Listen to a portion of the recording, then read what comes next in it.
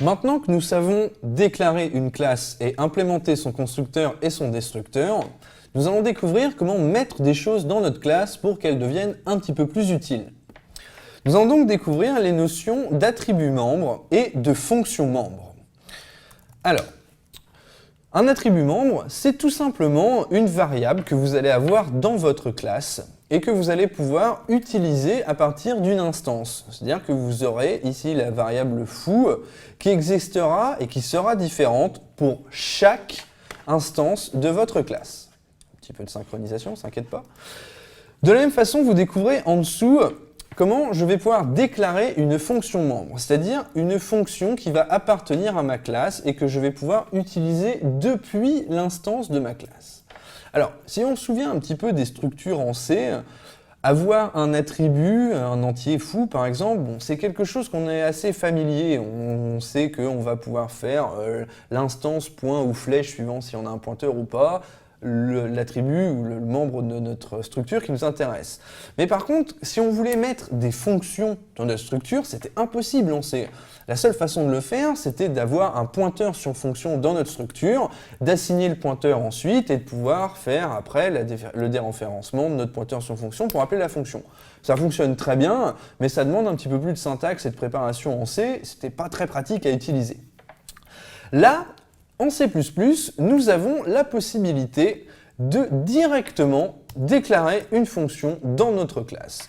Et l'implémentation de cette fonction, sa définition, va fonctionner exactement sur le même modèle que le constructeur et le destructeur. Sauf que cette fois, on aura bien entendu un type de retour devant.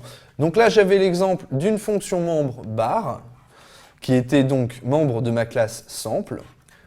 Pour pouvoir définir cette fonction, je vais tout simplement mettre type de retour, nom de la classe, l'identifiant de ma fonction, et ensuite les paramètres, puis utiliser ma fonction normalement. Alors, une petite subtilité quand même qu'il faut savoir sur les fonctions membres en C++, c'est que C++ vous ment.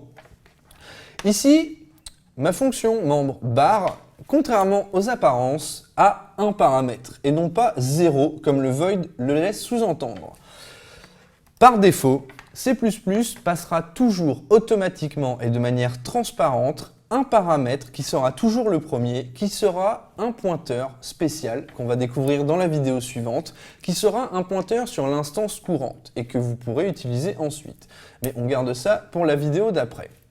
Alors, à l'utilisation, c'est très simple et ça va vous rappeler un petit peu ce qu'on faisait en C avec les structures. Eh bien, tout simplement, j'instancie ma classe sample. J'ai donc une variable instance qui est une variable d'instance de ma classe sample. Encore un choix d'une variable malheureux, mais là, désolé. J'utilise maintenant le champ, l'attribut foo de ma variable instance. Donc, instance est une variable de pile, ce n'est pas un pointeur, donc j'utilise point comme en C. Si ça avait été un pointeur, j'aurais utilisé flèche. Et j'assigne la valeur 42 à cet attribut foo. Okay. Ensuite, bon, je peux l'afficher, rien de compliqué.